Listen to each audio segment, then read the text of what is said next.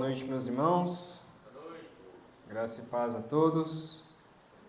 Vamos começar a nossa escola bíblica dominical. Hoje falaremos sobre a santificação. O que é a santificação? Você pode abrir sua Bíblia comigo em Romanos capítulo 6. Romanos capítulo 6. Nós vamos ler um texto grande aqui, vamos ler do 1 até o 14. Romanos 6, de 1 a 14. Ok?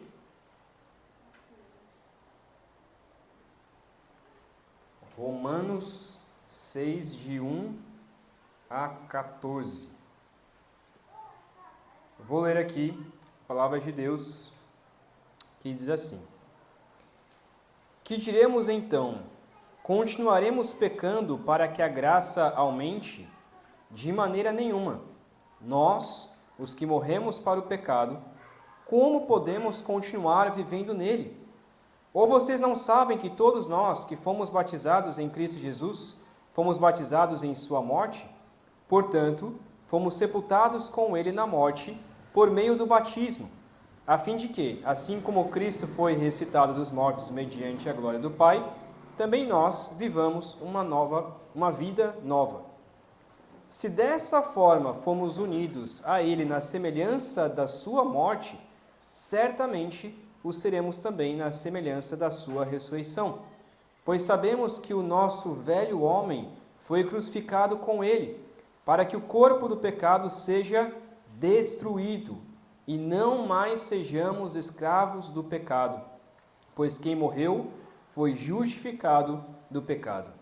Ora, se morremos com Cristo, cremos que também com Ele viveremos, pois sabemos que, tendo sido ressuscitado dos mortos, Cristo não pode morrer outra vez.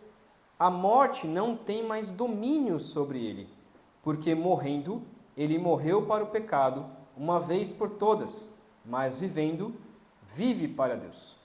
Da mesma forma, considerem-se mortos para o pecado, mas vivos para Deus em Cristo Jesus.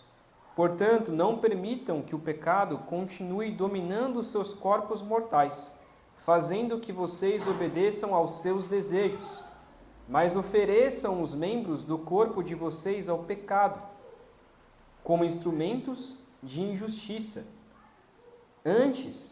Não ofereçam os membros do corpo de vocês ao pecado como instrumento de justiça.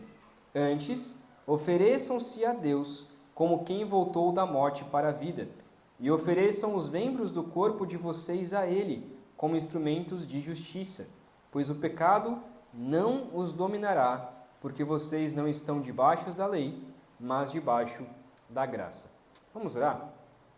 Pai querido, pedimos a Deus que neste momento o Senhor possa nos ajudar a prestar a devida atenção naquilo que vamos estudar nessa escola bíblica dominical, estudando, ó Pai, sobre a confissão de fé batista e estudando sobre esse tema tão importante que é a santidade, ao qual muitos cristãos nesse tempo, no nosso século, têm perdido, não têm mais pregado, não têm mais falado, não estão mais pregando que a santidade ela é necessária para o cristão, estão vivendo uma vida da hipergraça, uma vida longe da verdadeira santidade do Senhor.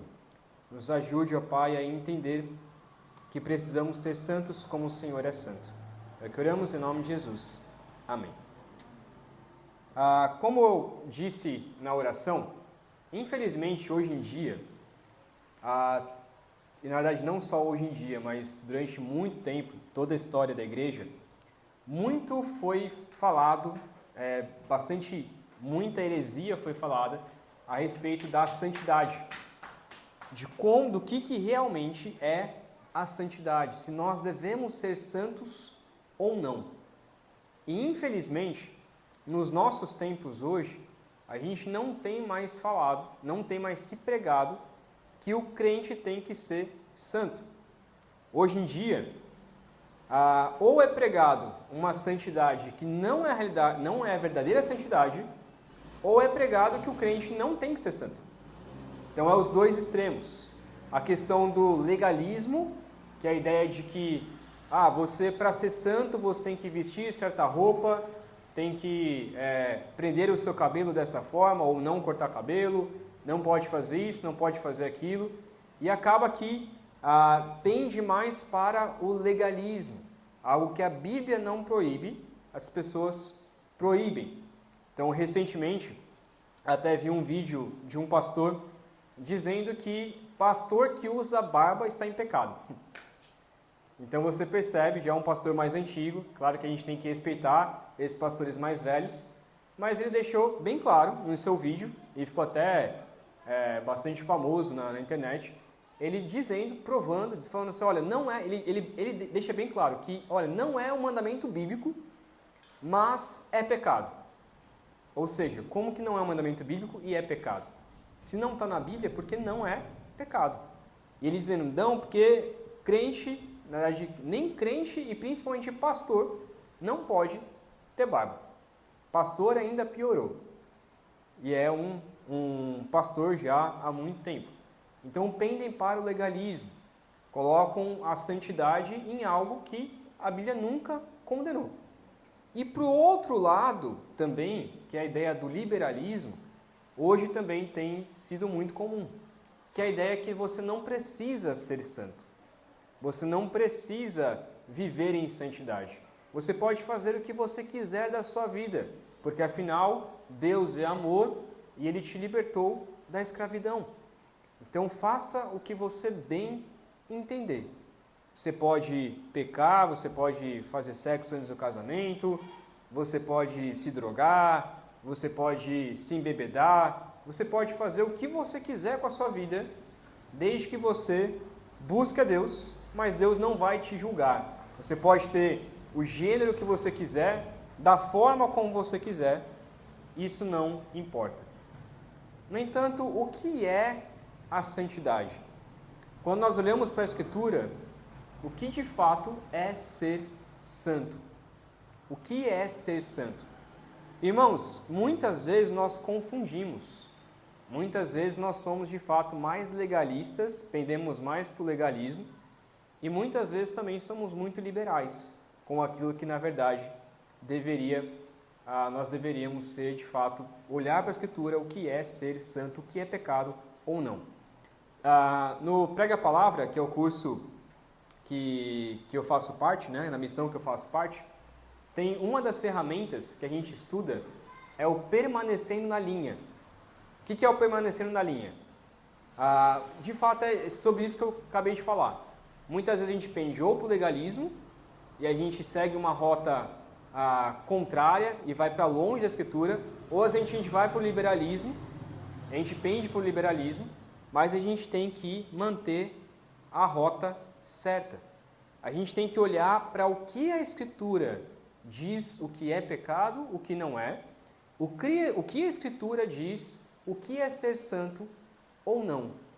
E não os nossos achismos, não a nossa opinião, mas de fato se a Escritura diz que é pecado ou não.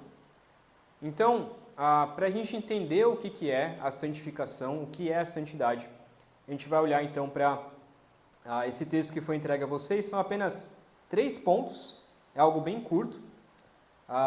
Então vamos lá para o nosso primeiro ponto da confissão de fé. Diz assim: aqueles que são unidos a Cristo, eficazmente chamados e regenerados, tendo um novo coração e um novo espírito criado neles, através da virtude da morte e ressurreição de Cristo, são também santificados real e pessoalmente, por meio da mesma virtude, pela sua palavra e Espírito que habita neles. Até aqui. O que o texto então nos traz? Ele nos relembra aquilo que nós já estudamos. O que nós já estudamos? Falamos que nós somos chamados eficazmente, então Deus nos chama para a sua salvação. Falamos que nós somos justificados e regenerados, então falamos que de fato nós saímos da injustiça e nos tornamos então justos. Falamos na semana passada que nós somos adotados por Cristo Jesus e por isso podemos chamar Deus de Pai. Então, o nosso posicionamento hoje é que Deus é nosso Pai, nós somos então os seus filhos. E hoje falaremos então que nós somos santificados. Somos santificados porque recebemos um novo coração e um novo espírito. Então nós recebemos um novo coração. Deus, então, Ele muda os nossos desejos, muda a nossa vontade. E é isso que nós vamos falar hoje. Então, continuando aqui, ele também diz que nós somos santificados real e pessoalmente por meio, então, da sua palavra e o Espírito que habita neles. Então, é muito interessante que quando você começa a estudar mais a Escritura, principalmente lá em 1 Coríntios, ele fala muito sobre isso, que existe a palavra que nós recebemos, que é a palavra de Deus, e existe o Espírito que nos aconselha. No entanto, é interessante que Paulo, ele sempre mescla uma coisa com a outra como se fosse uma coisa só. Então, a palavra de Deus é o próprio Espírito. E o Espírito nos ensina por meio da palavra de Deus. Então, por isso que ele diz aqui que nós somos ensinados então a ser santos, nós somos santificados por meio da sua palavra, por meio da Escritura, e o Espírito que habita em nós. E como que o Espírito nos ensina? Por meio da palavra. E como que a palavra nos ensina? Por meio do Espírito Santo. Então é uma coisa só. Deus vai nos ensinando por meio da sua palavra. Por isso nós não podemos dizer, como até ontem a gente estava falando com o Ramiro sobre isso, ele contando sobre um primo dele e tudo mais, que conhece muito bem a Escritura e cita a Escritura o tempo todo. O pastor Ramiro estava falando um pouco sobre isso com a gente. E é interessante como muitas pessoas conhecem a palavra. Sabem versículos de cor. Conhecem do começo ao fim, de Gênesis a Apocalipse. Talvez leram mais a Bíblia do que nós. Mas não são cristãos. Por quê? Porque o Espírito não abriu o coração deles. Muitas vezes a gente lê a palavra, mas não somos transformados porque não deixamos que o Espírito Santo nos transforme. E muitas vezes, pende para o outro lado também, de fica muito no Espírito, achando que está no Espírito, mas nem abre a palavra para poder ler e então ser santificado pela palavra de Deus. É aquele velho ditado, né? aquele versículo usado erroneamente, né? Que o Espírito, a palavra mata, mas o Espírito vivifica, né? A lei mata, mas o Espírito vivifica. Este versículo é interpretado de uma maneira totalmente errada.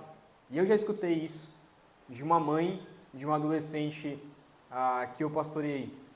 E a mãe dizendo, Samuel, a gente só pode ler, ela fala assim, a gente só pode ler 2, 3 versículos por dia. Mais do que isso, a gente morre. E aí eu falo assim, minha irmã, a gente tem que ler 10, 15, 20 capítulos por dia. Não tem que ler 2, 3 versículos só. Porque não é isso que a palavra diz, a palavra nos ensina. O que ele está dizendo ali é que a lei mata, a lei traz a morte, mas o Espírito de Deus vivifica. Não está falando que a lei, que a palavra de Deus é ruim, pelo contrário, ela é excelente. Ela trabalha então junto com o Espírito Santo para nos ensinar. O texto continua então, como que é a forma então que Deus trabalha e nos santifica. Então diz assim, continuando, o domínio de todo o corpo do pecado é destruído, Romanos 6,14, já leu, e as várias concupiscências são cada vez mais enfraquecidas e mortificadas. Então é essa primeira parte, a primeira forma como o Espírito Santo age para que nós possamos ser santos. O nosso corpo do pecado, ele é destruído, ele é morto. e as nossas várias concupiscências, nossos vários atos de pecados, eles são enfraquecidos e então são mortificados, eles vão então morrendo. A gente vai falar mais sobre isso ali no final, no versículo, na parte 3, tá bom? Então é assim que Deus faz, Ele vai destruindo o nosso corpo, destruindo as nossas vontades, as nossas paixões humanas, e vai enfraquecendo e mortificando os nossos desejos. Então, se nós deixarmos que Deus controle a nossa vida por meio do Espírito Santo, os nossos vícios, os nossos desejos, eles vão diminuindo. Eu não sei se você, antes de ser cristão, já foi viciado em alguma coisa, né? Talvez sim, talvez bebida, talvez cigarro, talvez pornografia, talvez sexo, talvez traição, sei lá o que for, mentira, ira, avareza, tantos pecados. Talvez você foi já viciado nesses pecados. Talvez são pecados que você luta até hoje. Mas existem vários pecados, e eu posso nomear vários aqui na minha vida, que eu não tenho desejo mais nenhum por eles. Eu já fui viciado de não conseguir passar um dia sem pecar, um dia sem cometer esse tipo de pecado, e eu fui transformado não por algo que eu fiz, mas eu fui transformado pelo Espírito Santo. Pelo Espírito Santo. Já teve vários pecados que eu não conseguia passar um dia sem pecar. Eu precisava pecar, eu precisava satisfazer o desejo da minha carne, mas quando eu deixei o Espírito Santo agir em mim, parece que foi mudando, às vezes gradativamente, às vezes mais rápido do que outros pecados, mas de repente eu não sinto desejo mais nenhum. Pode ser para a vida de muitas pessoas, pode ser o cigarro, pode ser a bebida. Muitos que dizem, que foram viciados em cigarro, dizem que quando passa ali alguém fumando do lado, passa o cheiro do cigarro, a pessoa não consegue não se aguenta, ela começa a se tremer. Mas muitos já falaram, não sinto nem vontade, eu tenho repulsa, eu tenho ódio por isso, não consigo nem sentir mais o cheiro. E isso só pode ser transformado totalmente pela graça de Deus, por meio do Espírito, por meio da palavra de Deus. E então, a nossa vida, ele continua aqui, eles mais e mais vivificados e fortalecidos em todas as graças salvíficas, para a prática da verdadeira santidade, sem a qual ninguém verá o Senhor. Então, resumindo, ele faz o resumo aqui no primeiro ponto, é que Deus, por meio da sua palavra, por meio do seu Espírito, mata o nosso corpo de pecado, enfraquece e mortifica, então, os nossos desejos pecaminosos, as nossas concupiscências da carne, e então nos vivifica e nos fortalece para que nós possamos, então, viver a prática da verdadeira santidade. Então, resumindo, é isso, é o agir da palavra de Deus, o agir do Espírito Santo que habita em nossas vidas.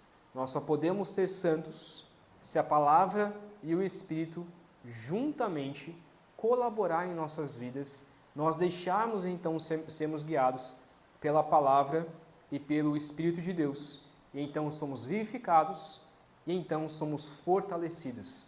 E essa é uma das partes mais importantes. Sermos fortalecidos para cumprirmos a palavra de Deus. Eu quero ler o texto lá de Hebreus. Alguém pode ler? Hebreus 12, versículo 14.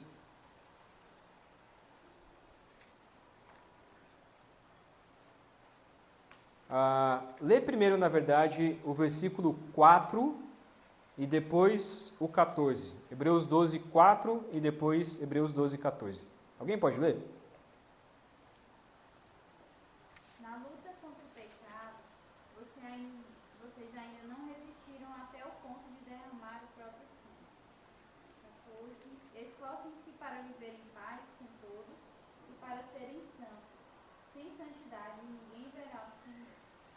Porque parece até meio contraditório esses dois textos, né? É bem interessante. Porque ele está dizendo, olha, na luta contra o pecado, versículo 4, vocês ainda não resistiram ou não venceram até o ponto de derramar o próprio sangue. Ou seja, vocês ainda não conseguiram, por si mesmos, vencer o pecado. No entanto, lá no versículo 14 diz, mas esforcem-se para viverem em paz com todos e para serem santos. Esforcem-se para serem santos. Na luta contra o pecado, vocês não venceram totalmente. A gente vai falar sobre isso daqui a pouco. Vocês não venceram totalmente. No entanto, esforcem-se para serem santos. Vamos ler também 1 Pedro 1, versículo 16. Alguém pode abrir e ler?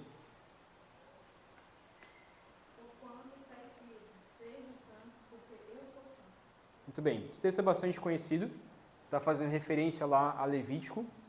Ele está dizendo, olha, está escrito, Deus está dizendo, por que vocês devem ser santos? Porque eu sou santo. Então a maior razão, a maior pergunta, né? Por que eu tenho que ser santo? Por que eu tenho que viver em santidade? Por que eu tenho que buscar a santidade? A resposta é, porque Deus é santo. E você tem que ser igual a Deus.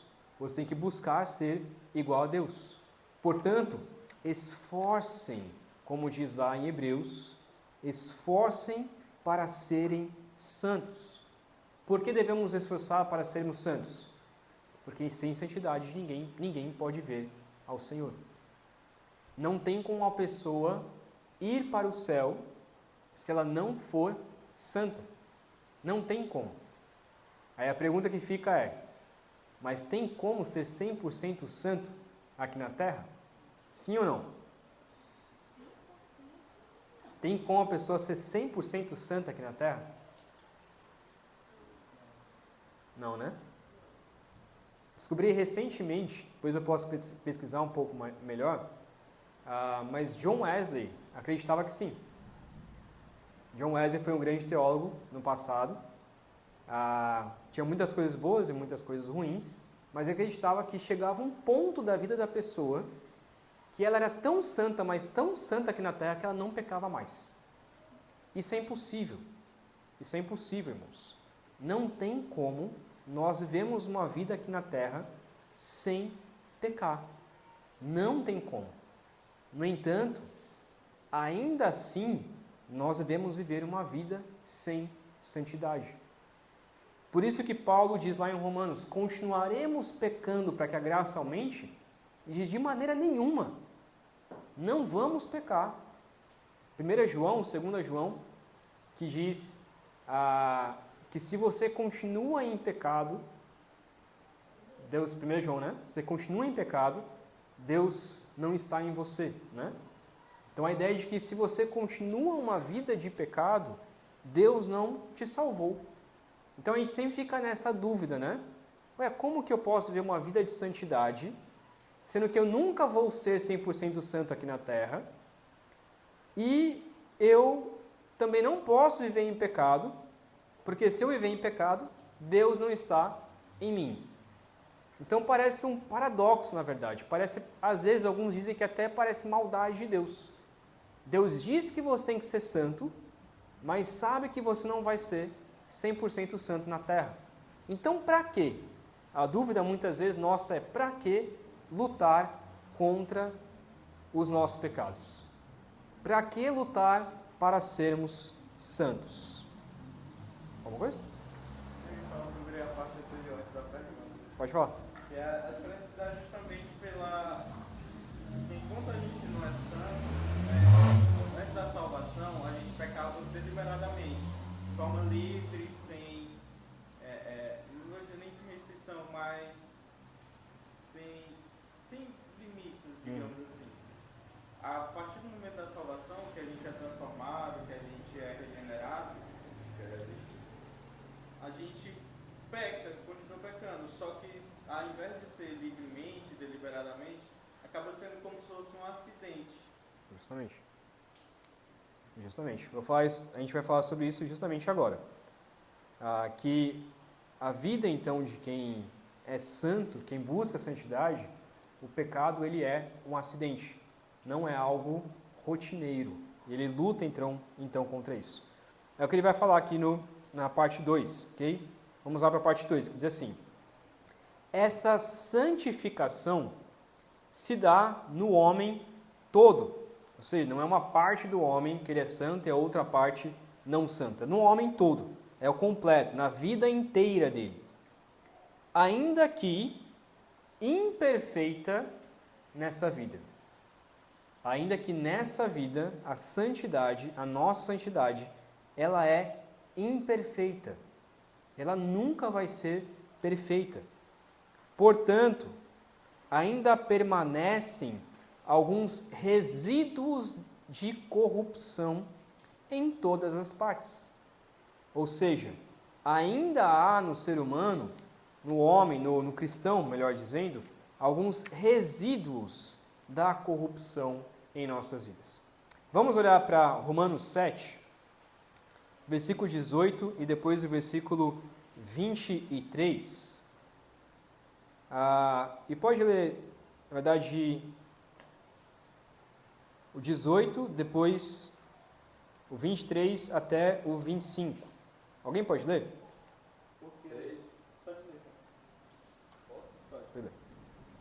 Sei que nada de bom habita em mim, isto é, em minha carne, porque tenho o desejo de fazer o que é bom, mas não consigo realizá-lo.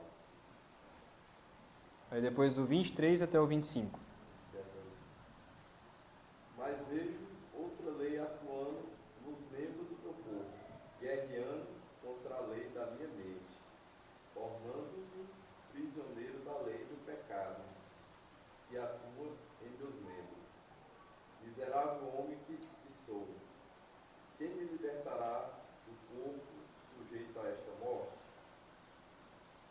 Graças a Deus por Jesus Cristo, nosso Senhor, de modo que, com a mente, eu próprio sou escravo da lei de Deus, mas com a carne, da lei do pecado. Ok. Então, o que ele está dizendo aqui? Esse texto é muito debatido sobre que tipo de homem que Paulo está colocando aqui. Eu creio que é sobre ele mesmo sendo cristão e enfrentando essa dualidade, que é a ideia de que o seu corpo, a sua mente, lá no versículo 18, ele sabe que nada de bom habita em si. Então, para mim, o verdadeiro cristão, ele sabe que o seu coração não tem nada de bom. Ele é totalmente depravado. E ele então se pergunta, ali no versículo, ele diz no versículo 18, né? Porque tenho o desejo de fazer o que é bom, mas não consigo realizá-lo. Muitas vezes nós temos o desejo de fazer o que é bom, mas nós não temos a força para realizar esses atos. E às vezes nem o desejo de fazer o que é bom. O que ele está dizendo aqui para mim é que ele está se lembrando lá então de Levítico, que diz que todos os nossos atos de justiça são como trapos de imundícia. Ou seja, nós não podemos fazer algo bom para Deus. Não tem como. Hoje, depois da queda, não tem como nós, por nós mesmos, pela nossa própria vontade, pela nossa própria carne, uma pessoa fazer alguma coisa que para Deus seja totalmente bom. Quero dizer com totalmente bom. Hoje, infelizmente, a gente diminuiu a palavra bom, né? Porque a palavra bom é tipo assim, você tirou um 7 na prova. Ah, tá bom. Né? A gente diz, não, tá bom, tirei um 7, já tá bom. Não tá bom, porque o bom ele é perfeito. O que é o bom? É o 10. É o 10 merecido de fato. Esse é o bom. Aí tá bom.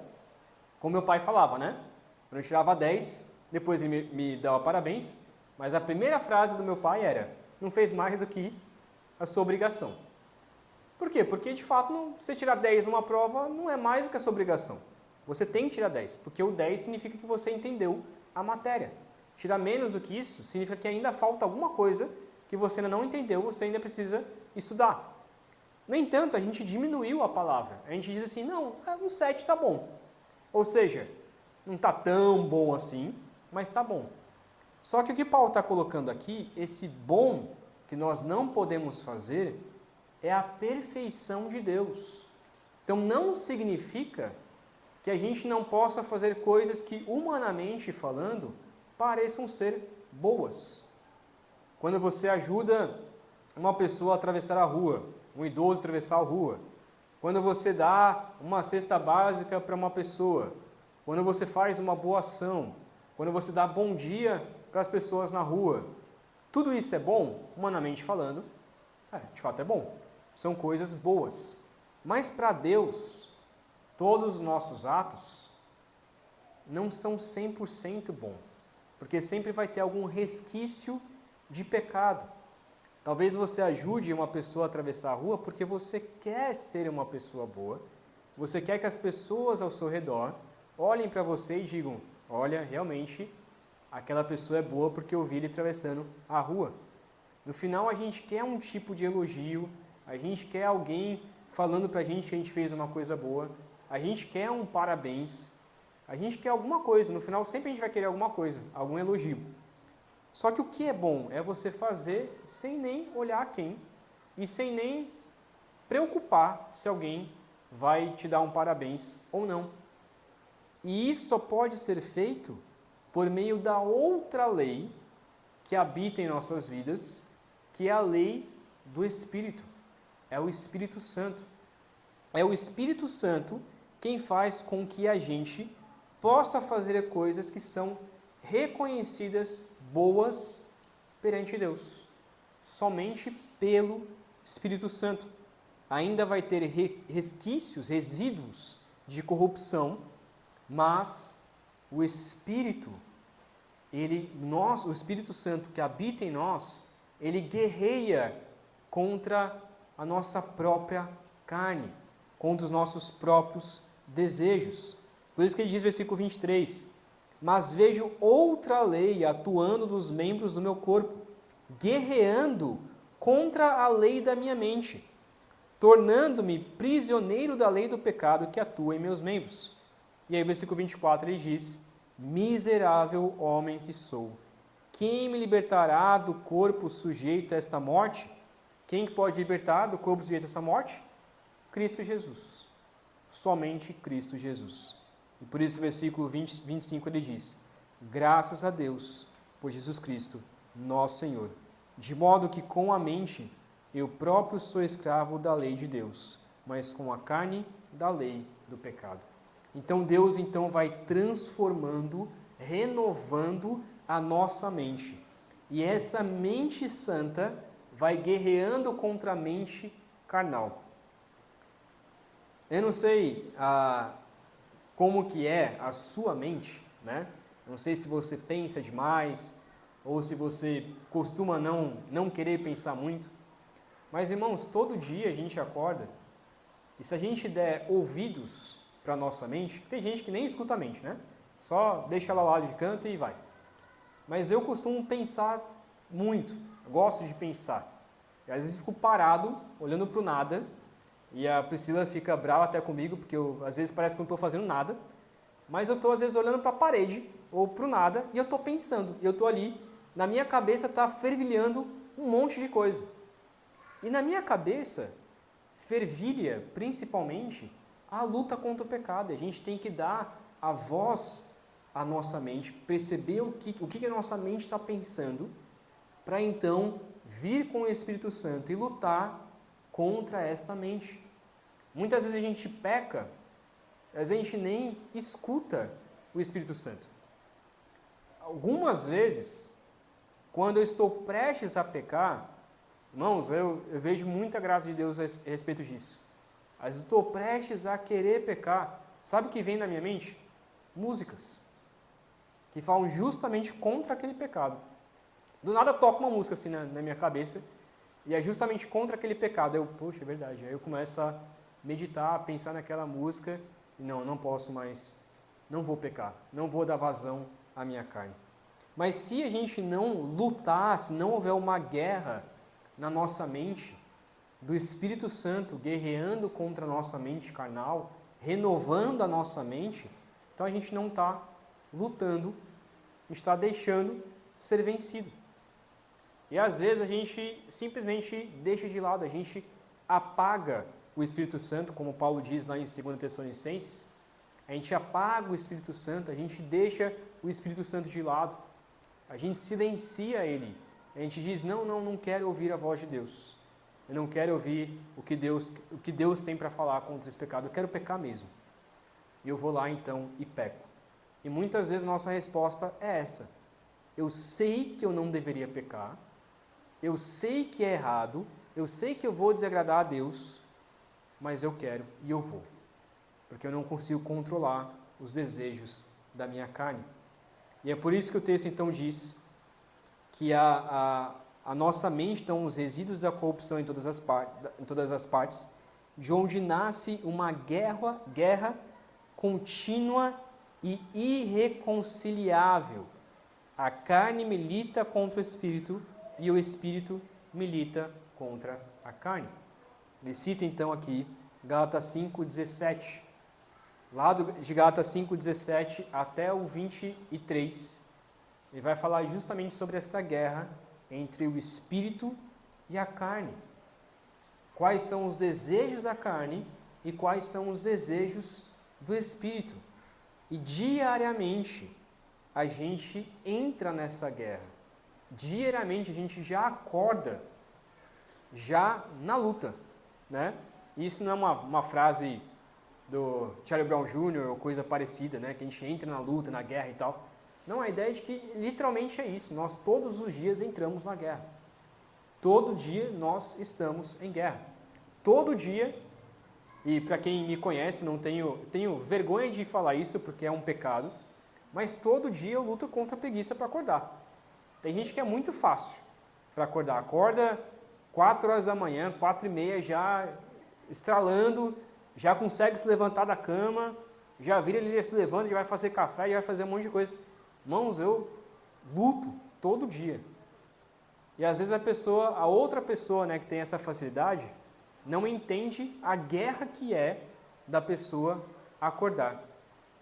E muitas vezes a gente julga, né? A gente julga. E tem que julgar no bom sentido, né? Tem que falar mesmo, tem que exortar, tem que chamar de preguiçoso, porque é preguiçoso mesmo. Não tem que ficar passando a mão na cabeça, não. Tem que falar, tá errado. Tá errado. Mas é uma luta. É uma luta.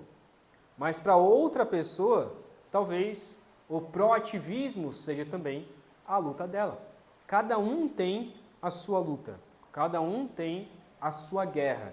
E essa guerra nós devemos enfrentar. Mas muitos de nós, como eu falei no começo, ou a gente enfrenta de uma maneira errada, com o legalismo, ou a gente enfrenta esse pecado com o liberalismo. Simplesmente dizendo, não, é o meu jeito. É o meu, como que é o nome lá do negócio que é dito agora hoje? É o meu temperamento, né? É o meu temperamento. Irmãos, temperamento ajuda para certas coisas, mas muitas vezes atrapalha. Ah, é porque eu tenho TDAH. Irmãos, tem gente que tem TDAH de verdade, é diagnosticado, tudo bem, mas tem gente que usa o TDAH como desculpa. Essa é a realidade, hoje em dia. Você vê qualquer videozinho lá no Instagram, é o tempo todo aparecendo sobre TDAH como se fosse uma desculpa. Não, é porque eu não consigo fazer meu trabalho da faculdade porque eu tenho TDAH. Não, porque eu não consigo cumprir meus horários porque eu tenho TDAH. Não, porque eu não consigo fazer isso porque eu tenho TDAH. Não, a gente tem que enfrentar isso, a gente não pode usar como desculpa. Se tem ou se não tem, então enfrenta e luta contra. Não deixe se levar por essas coisas, pelos problemas, pelos transtornos que a psicologia hoje diz. Não deixe se levar por isso. Então o texto continua. 3 aqui, para a gente encerrar, e aí depois a gente abre para a pergunta.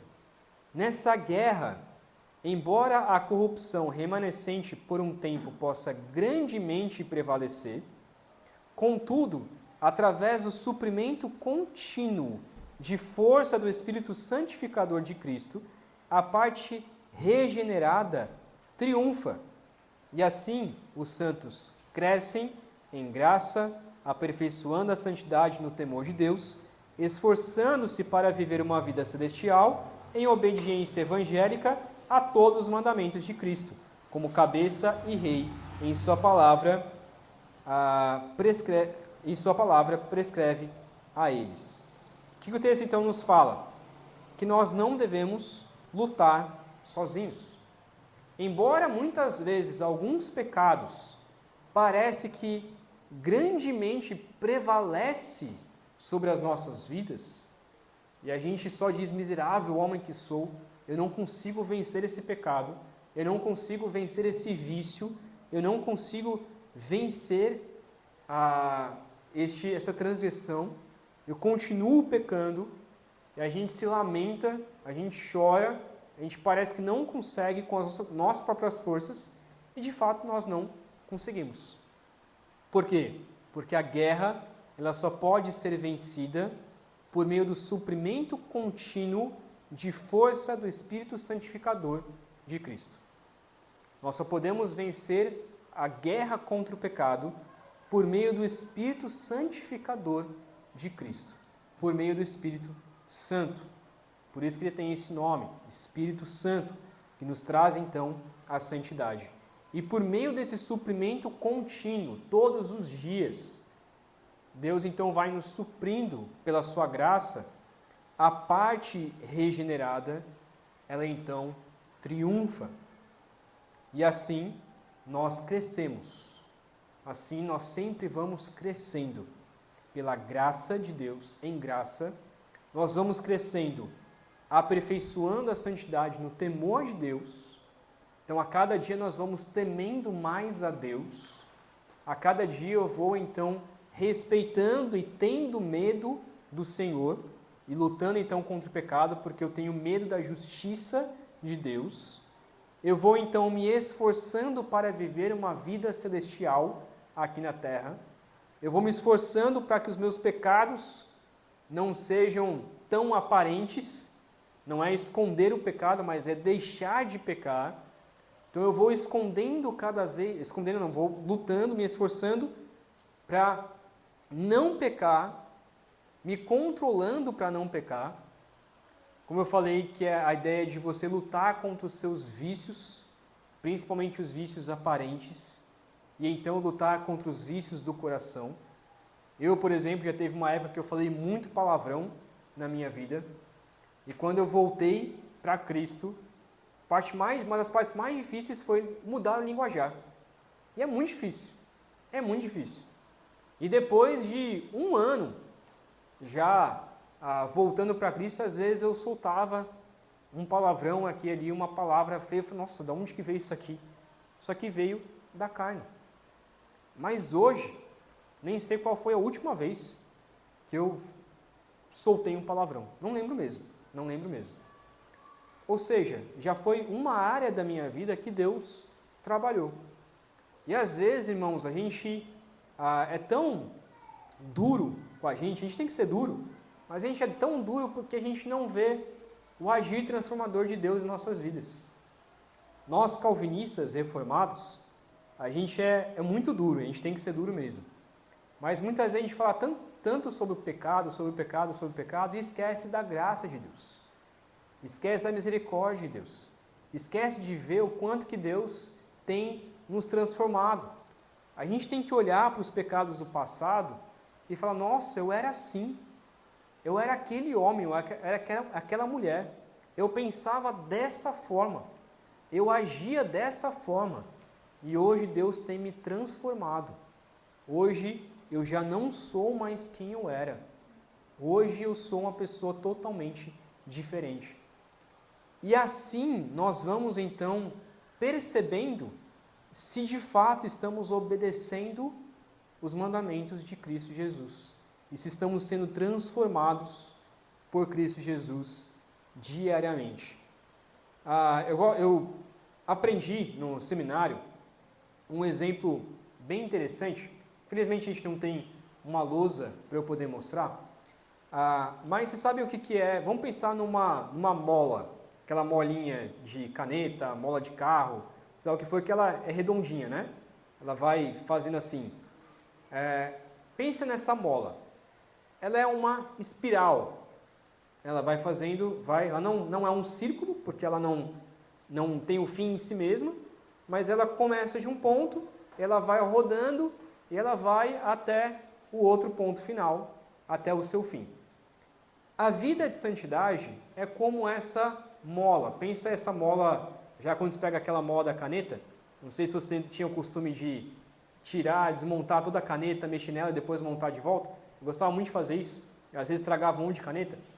Mas eu gostava de pegar aquela caneta, abrir, aí pegava aquela mola, aí às vezes eu esticava aquela mola e depois voltava. Pense nessa mola esticada. Pensa nela, nas espirais sendo mais espaçadas uma com a outra. A vida do cristão, ela não é uma mola para baixo, nem uma mola reta. A vida do cristão, ela é uma mola, ela é uma espiral crescente. Ela vai para cima. Então você pega essa mola, coloca ela diagonal e coloca ela para cima. O que isso significa? Quando você está aqui no ponto alto, é quando você está vivendo em santidade. Quando então você cai, você vai então para baixo, você cai, você peca, é então a sua queda. Mas aí você pede perdão, você é regenerado por Cristo Jesus, e então você está vivendo na graça de novo. Mas de repente você peca novamente. Mas aí você pede perdão, é perdoado por Deus e você vive na graça. E aí o negócio vai descendo e subindo. Só que qual a diferença do cristão? Que ele está sempre subindo. Deveria estar sempre subindo.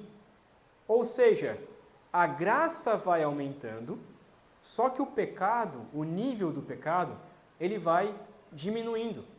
Por quê? Porque aqui, no começo, o pecado estava lá embaixo. Mas agora o pecado, ele já vai se aproximando mais da santidade de Deus. Até chegar a um ponto que o seu pecado, ele já está no mesmo nível da graça lá do começo. E a sua vida de santidade, ela foi então crescendo cada vez mais. Ainda que a gente peque, ainda que haja esses pontos de queda, ainda assim há os pontos de graça que a gente vai aumentando. Agora, se a nossa vida não está crescendo, se essa espiral, né, não está subindo em direção à santidade, está só regredindo, tem que parar, olhar e falar, opa, peraí, alguma coisa está errada. Se há algum pecado que você já foi muito viciado, já pecava muito no passado, aí você parou de pecar e agora você está voltando a pecar novamente, voltando a cair nos mesmos erros, opa, alguma coisa está errada. Então, o pecado, como o Caio falou, ele tem que ser um acidente. Tem que acontecer de vez em quando. Ainda que nós estejamos num corpo de pecado, mas a gente vai deixando então de pecar.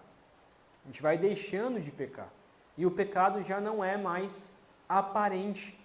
Já não é mais aparente. Tinha um professor no seminário, já falecido, Carlos Oswaldo, ele dizia a seguinte frase: quando alguém fazia uma pergunta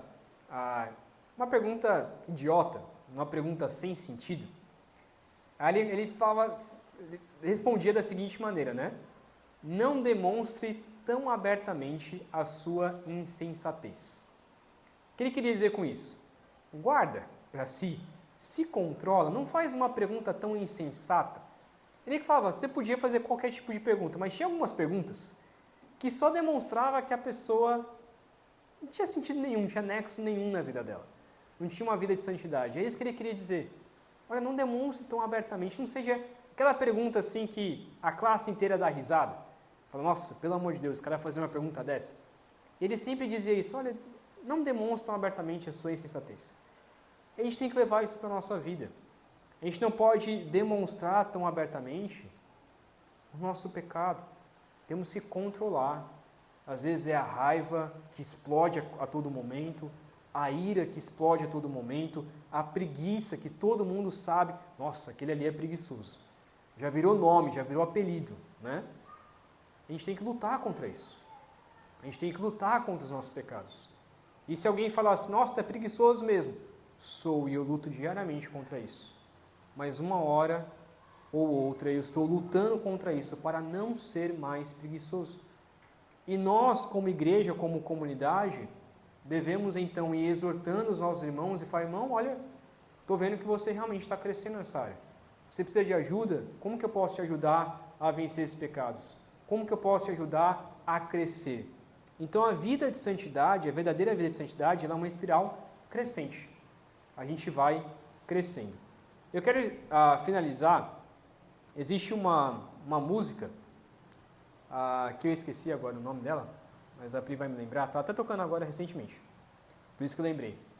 Que ela diz assim, que nós somos livres da culpa do pecado, livre do poder do pecado e da presença do pecado, livre serei. Graça sobre graça, né? Do Daniel Souza. Graça sobre graça do Daniel Souza. Que ele diz: eu sou livre da culpa do pecado, eu sou livre do poder do pecado, ou seja, o poder do pecado não tem mais poder sobre mim, o pecado não tem mais poder sobre mim, a culpa não tem mais poder sobre mim, mas a presença do pecado, um dia eu vou ser livre. E essa é a santidade de Deus. E é nessa esperança. Então, como eu tinha falado lá no meio da IBD, né, parece algo contraditório. Como que eu vou lutar contra o pecado para ser santo, sendo que eu nunca vou ser 100% santo aqui na terra? Porque Deus sabe que isso é melhor para nossas vidas. Porque Deus mandou que a gente seja santo. Mesmo que eu não seja 100% santo, ainda assim eu tenho que lutar contra o meu pecado para ser santo. E Deus sabe que isso é o melhor para as nossas vidas. Então eu não posso ser dominado pelo pecado, porque nós não somos mais dominados pelo pecado. Eu não posso mais me deixar levar, porque nós não somos mais deixados para levar pelo pecado.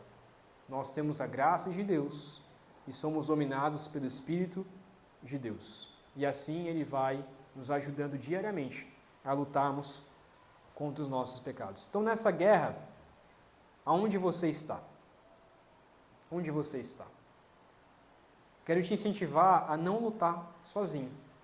Você precisa do Espírito Santo, você precisa da graça de Deus, você precisa da igreja, você precisa dos irmãos, você precisa da sua família, daqueles que moram com você, para te ajudar a lutar contra os seus pecados, para te ajudar a vencer os seus pecados.